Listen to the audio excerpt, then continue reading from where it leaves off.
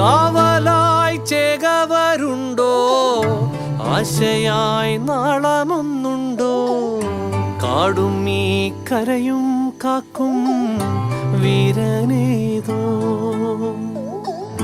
ചെഞ്ചിറയിൽ നൊന്തു പിടയ്ക്കും വൻപുഴയിൻ വീറും നോവും ആറ്റുവാൻ രാവിലേറും. ഞാനൊരു വയനാട്ടുകാരിയാണെന്ന് എല്ലാവർക്കും അറിയാം. ഞാൻ ജനിച്ചത് വയനാട്ടിലാണെങ്കിലും പൂർണ്ണമായിട്ടൊരു വയനാട്ടുകാരിയാണെന്ന് എനിക്ക് പറയാൻ പറ്റില്ല. കാരണം എൻ്റെ തലമുറ പിറകോട്ട് പോയി കഴിഞ്ഞാൽ അവരൊക്കെ വേറെ നാട്ടിൽ നിന്ന് വയനാട്ടിലേക്ക് കുടിയേറി വന്നവരാണ്, കുടിയേറി പാർത്തവർ എന്ന് പറയും.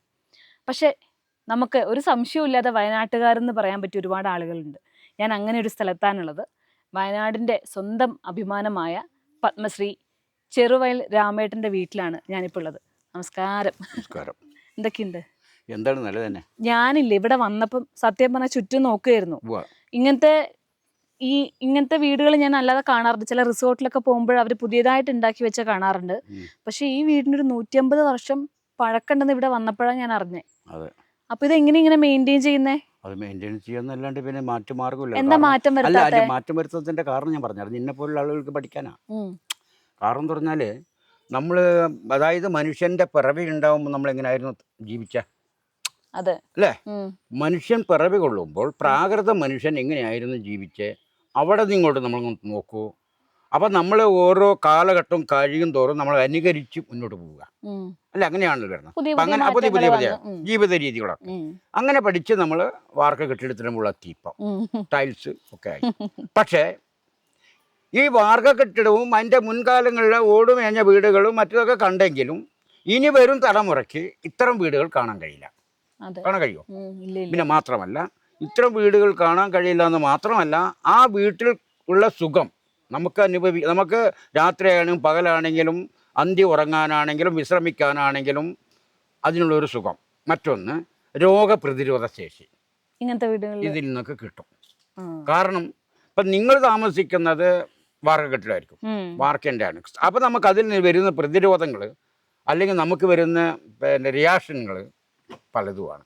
അതായത് ഇത് പ്രകൃതിയോട് കുറച്ചുകൂടെ ഇണങ്ങി നിൽക്കുന്നതാണ്. മറ്റേതെന്ന് പറഞ്ഞു കഴിഞ്ഞാൽ ടൈൽസ്, പെയിന്റ്, സിമെന്റ്, കമ്പി, പ്രകൃതിയായിട്ട് ഒരു ബന്ധമില്ലാണ്ട് ഒരു ബന്ധം. അതെ അതെ, സിമെന്റ് അടച്ച് മാത്രമല്ല ഇപ്പൊ കാറ്റ് വീശിയല്ലോ, നമ്മൾ ഇവിടെ ഇരിക്കുമ്പോൾ കാറ്റ് വീശുന്നുണ്ടല്ലോ, ആ കാറ്റ് നിങ്ങളെടുക്കുന്ന കാറ്റിൽ എങ്ങനെയാ ജീവിക്കാന്ന് പറഞ്ഞാൽ നിങ്ങൾ പിന്നെ കൃത്രിമമാണ്. അതായത് ഫാനോ എ സിയാണ്, അതിൽ നിന്നുള്ള തണുപ്പ് അങ്ങ് കിട്ടുക. പക്ഷെ ഈ നമുക്കിവിടെ ഇരുന്ന് നിൽക്കുമ്പോൾ കിട്ടും നമുക്ക് പ്രകൃതിയുടെ തണുപ്പ് കിട്ടും. അപ്പൊ അങ്ങനെയുള്ള അറിവുകളും പിന്നെ ഇത് കൊടുക്കുക എന്നുള്ളതാണ് ഞാൻ ഉദ്ദേശിക്കുന്നത്. ഈ കുട്ടികൾ കൊടുക്കാൻ വേണ്ടിയാണ് ഞാൻ ഇത്ര വീടുകൾ ഇങ്ങനെ നിലനിർത്തുന്നതിൻ്റെ ഉദ്ദേശവും. ഒപ്പം തന്നെ ഞാൻ നേരത്തെ 10, 60, 65 തരം വയനാടിൻ്റെ പൈതൃക നെൽവിത്തുകളും കൃഷി ചെയ്ത് നിലനിർത്തുന്നുണ്ട്. പിന്നെ മാത്രമല്ല രാസവളങ്ങളോ കീടനാശിനികളോ ഒന്നും തന്നെ ഞാൻ ഉപയോഗിക്കുന്നില്ല. അപ്പം കീടനാശിനികളും രാസവളം ഉപയോഗിക്കുമ്പോൾ അതുകൊണ്ടുണ്ടാവുന്ന അതിൽ നിന്നുണ്ടായ ധാന്യങ്ങൾ കഴിക്കുമ്പോൾ ആളുകൾക്കുണ്ടാവുന്ന ദോഷഫലങ്ങൾ പലതുമാണ്. മനസ്സിലായില്ലേ? അപ്പം അതൊക്കെ നമുക്കിപ്പം വിവരിക്കാൻ പറ്റില്ല, അത്രമാത്രം നല്ല പ്രശ്നമുണ്ട്. അതൊക്കെ അങ്ങ് നിൽക്കട്ടെ. എൻ്റെ പിന്നെ ജീവിത ശൈലിയും ജീവിത രീതിയും എൻ്റെ പ്രവൃത്തികളും ഒക്കെ നിനക്ക് അനുകരിച്ച് പോകാമെങ്കിൽ പോകാം, ഇല്ലെങ്കിൽ നിനക്ക് ഇന്നത്തെ ന്യൂ ജനറേഷനിലാണ് പോകാൻ താല്പര്യമെങ്കിൽ അത് എങ്ങനെ പോകാം, അത് നിങ്ങളുടെ ഇഷ്ടം. അതാണ് ഏതാണ് നിനക്ക് ഇഷ്ടം അത് നീ സ്വീകരിക്കുക. അതുപോലെ തന്നെ ഭക്ഷണങ്ങൾ ഏതെല്ലാം ഭക്ഷണം കഴിക്കണം, എങ്ങനെയുള്ള ഭക്ഷണമായിരിക്കണം കഴിക്കേണ്ടതെന്ന് നീ തീരുമാനിക്കുക. മാത്രമല്ല ഏതെല്ലാം കൃഷി ചെയ്യണമെന്ന് അതും നീ തീരുമാനിക്കുക. നമുക്ക് സ്വാതന്ത്ര്യം ഉണ്ടല്ലോ, അപ്പൊ അതിനനുസരിച്ച് സ്വാതന്ത്ര്യത്തിനനുസരിച്ച് നീ ജീവിക്കുക എന്നാണ് എനിക്ക് തോന്നുന്നത്. രാമേട്ടന് എത്ര വയസ്സായി? എനിക്ക് എത്ര വയസ്സാവും? നിന്റെ അച്ഛൻ എത്ര വയസ്സായി? എന്റെ അച്ഛന് 55. എനിക്ക് 75. 75 വയസ്സായി. 75 വയസ്സായി. അത്ര പറയില്ലല്ലോ. പറയൂലേ? മുടിയൊന്നും അത്ര നരച്ചിട്ടില്ല. മുടിയൊന്നും എന്റെ ഹസ്ബൻഡിന്റെ മുടിന്റെ ഇവിടെയൊക്കെ കുറെയൊക്കെ കളർ ചെയ്തതാ. നിന്റെതോ? എന്റെ നരച്ചിട്ടില്ല. എനിക്ക് നരയ്ക്കാൻ ആവണേ ഉള്ളൂ. നമ്മളെ അച്ഛനും അമ്മയും അങ്ങനെയൊക്കെ തന്നെ. ഈ കാതിലെ കമ്മൽ എത്ര വർഷത്തിന്റെ പഴക്കമുണ്ട്? അത് പിന്നെ ചെറുപ്പത്തുണ്ടായിരുന്നു, കുറച്ചടം കൊണ്ട് ഞാനത് പിന്നെ ഇടാൻ കഴിഞ്ഞില്ല എനിക്ക്. ഞാൻ വന്നപ്പോഴേ ആദ്യം ശ്രദ്ധിച്ചത് കമ്മലാ. കമ്മലാണ് അതിന്റെ പറയാ, കടുക്കൻ. അത് കാരണം വെച്ചാൽ 2 വാക്കുകൾ ഉപയോഗിക്കണേ. കടുക്കൻ അതായത് കമ്മല് എന്ന് പറയുന്ന ആർക്കാ? തൂക്കുന്ന പെണ്ണുങ്ങൾക്ക്. കടുക്കൻ എന്ന് പറയുന്നതാണ് ആണുങ്ങൾക്ക്. അതാണ് വ്യത്യാസം. മനസ്സിലല്ലേ? അപ്പോൾ ഇത് കടുക്കനാണെന്നോ മറ്റേ കമ്മലാണെന്നുള്ളതും രണ്ടും രണ്ട് വ്യത്യാസമാണ്. അപ്പോൾ ഇതാണ് കടുക്കൻ. ഇത് ഞാൻ എടുത്തിട്ടു. പിന്നെ നമ്മൾ പണ്ട് കാലത്ത് നമുക്ക് പഴമക്കാർക്ക് ഹിന്ദുക്കൾക്ക് എല്ലാവർക്കും കടുക്കുണ്ടായിരുന്നു. അതിന് അതെ, അതിന് പിന്നെ ഏത് സമുദായം ആണെങ്കിലും നമുക്ക് കടുക്കനുണ്ടായിരുന്നു പണ്ട് കാലത്ത് കേട്ടോ. എല്ലായിടത്തും ഉണ്ടായിരുന്നു. അല്ല ഇപ്പോഴും കുറെ പേര് കാത് കുത്താറുണ്ട്. ഇപ്പോഴും കുറെ പേര് ഇപ്പൊ എല്ലാവരും അല്ല, ഞാൻ ഒരു കാര്യം കൂടി പറയാം. ഇപ്പൊ കുറെ പ്രാന്തന്മാര് കാത് കുത്തിട്ടുണ്ട്.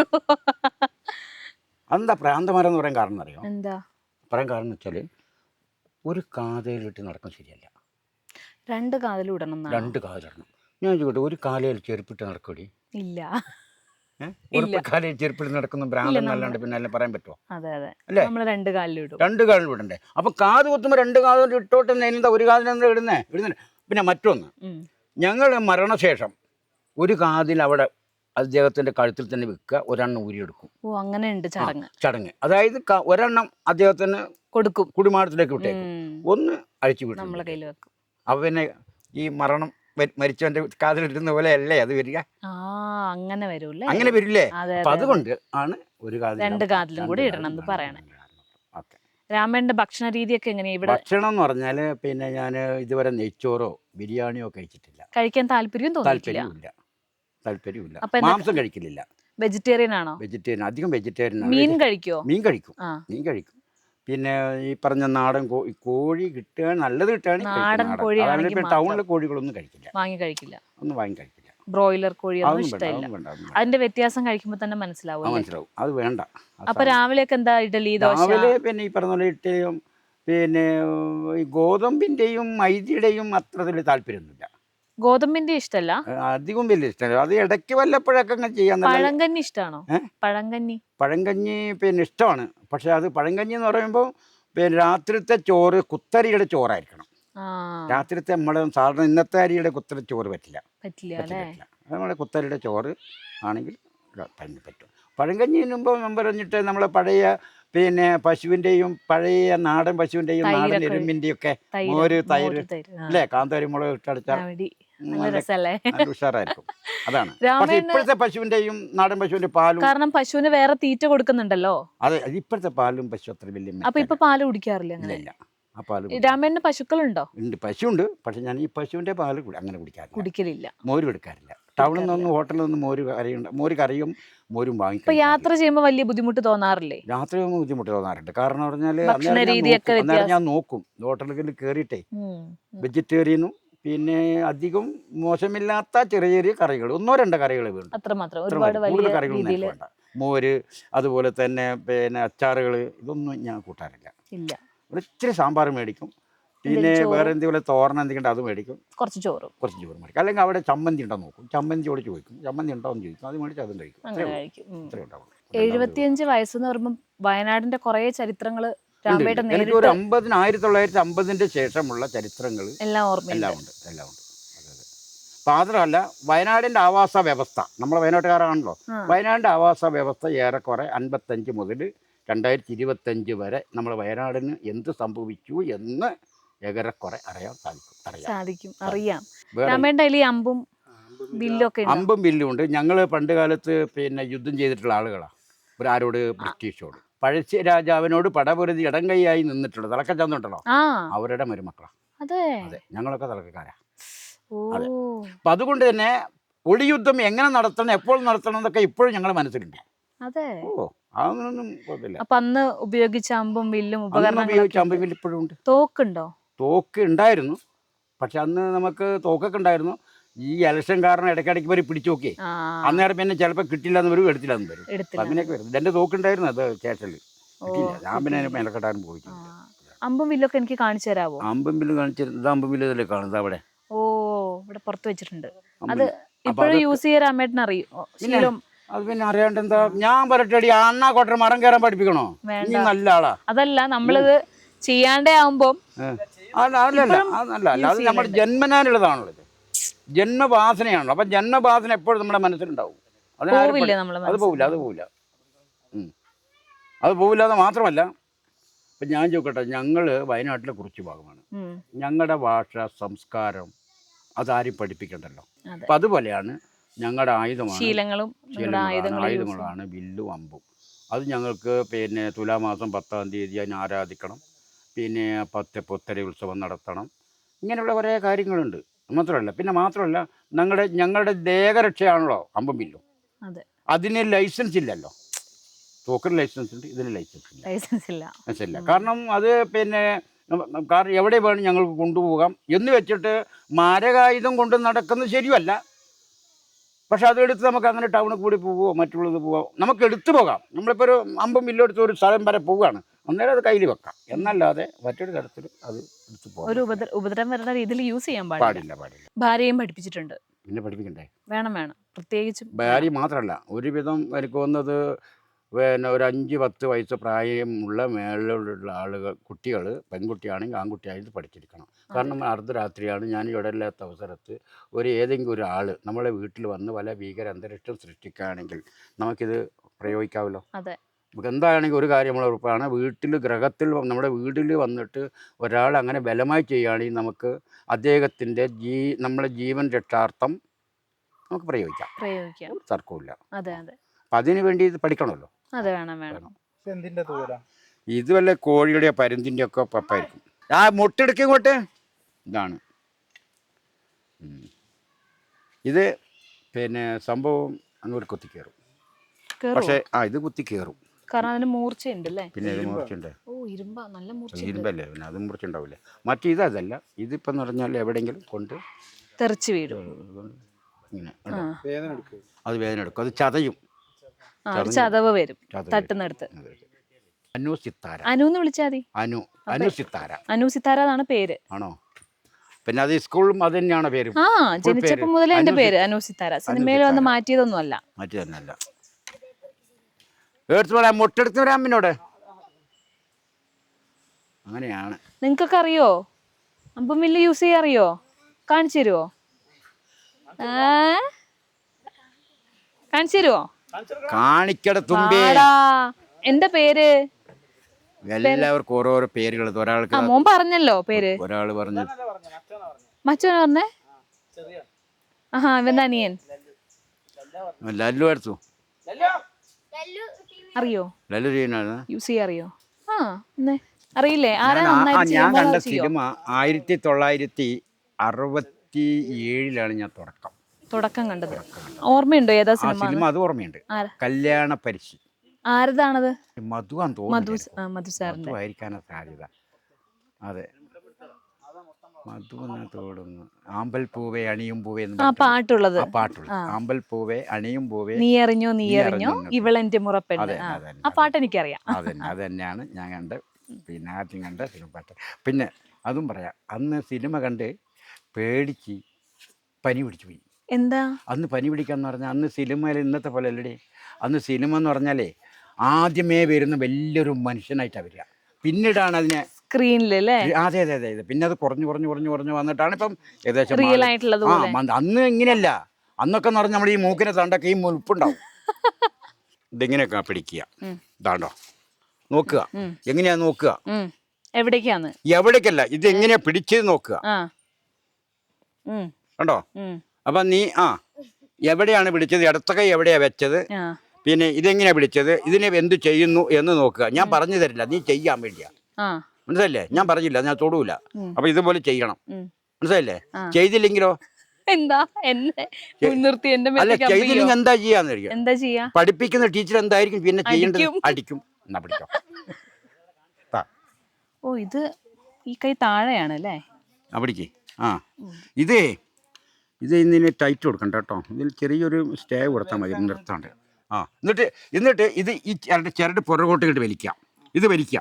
ഞാൻ പറയട്ടെ, ചരട് പുറകോട്ട് വലിച്ചിട്ട് ഈ ചരടങ്ങ് വിടുക. ചരട് മാത്രം അങ്ങ് വിടുക. ചരട് വിടുക. അങ്ങോട്ട് വിട്ടോ.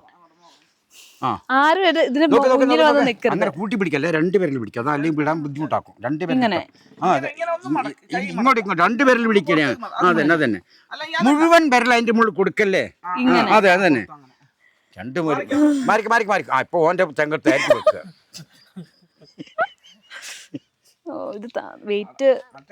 അങ്ങനെ വിളി. ചരട് വിടണം കേട്ടോ. ചരട് വിടണം. എത്ര മണി നിന്റെ ഇഷ്ടം പോലെ വലിച്ചോ. അതന്നെ. അപ്പം വില്ലും അമ്പും കണ്ടു കഴിഞ്ഞാലേ വേറൊന്നുണ്ട്. ഡയറക്ടർമാരും സിനിമ പ്രൊഡ്യൂസർമാരും കുറച്ച് പേടിക്കും. കാരണം ഇവളോട് കളിച്ച് ഇവള് കന്തി വമ്പ് വിട്ടാലോ, അങ്ങനെ ഒരു പേടി വരുന്ന, അങ്ങനൊരു പേടി വരും. അയ്യോ ഇത് വേണ്ട, അത് വേണ്ട, അത് വേണ്ട. ഇത് ശരിക്കും ദേഹത്ത് തറച്ച് കേറുന്ന സാധനമാണ്. പണ്ട് എത്ര യുദ്ധങ്ങൾ ചെയ്തിട്ടുണ്ടാവില്ല ഇതുകൊണ്ട്. പിന്നെ ഇഷ്ടം പോലെ അങ്ങനെ ഒരുപാട് യുദ്ധങ്ങൾ ചെയ്ത അമ്പും വില്ലുമാണ് എൻ്റെ കയ്യിലുള്ളത്. ഒരുപാട് പടയാളികൾ പിടിച്ച അമ്പും വില്ലും. അത് പിടിക്കാനും വേണമല്ലോ ഒരു ഭാഗ്യം, അല്ലേ? അത് വേണം.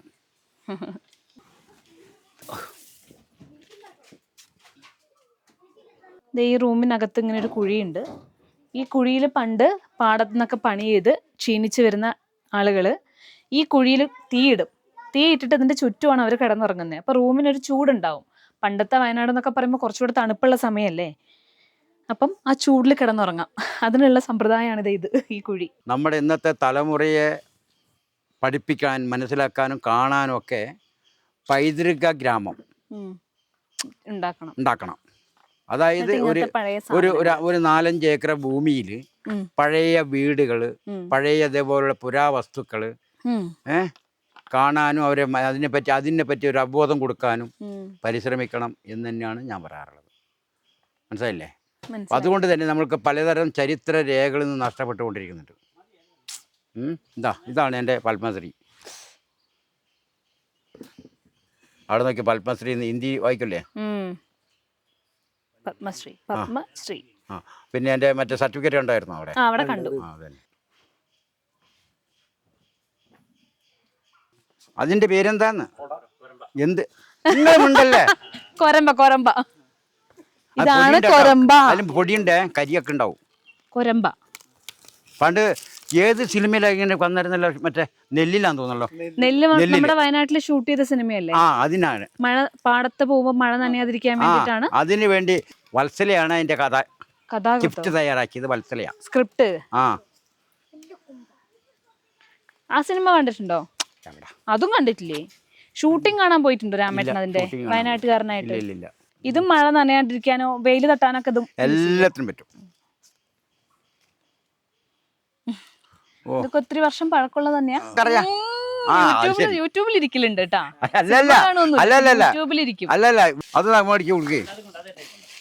എന്തായാലും സ്പെഷ്യൽ കാപ്പിയാണോ? അതെ അതെ, വെള്ളക്കാപ്പി.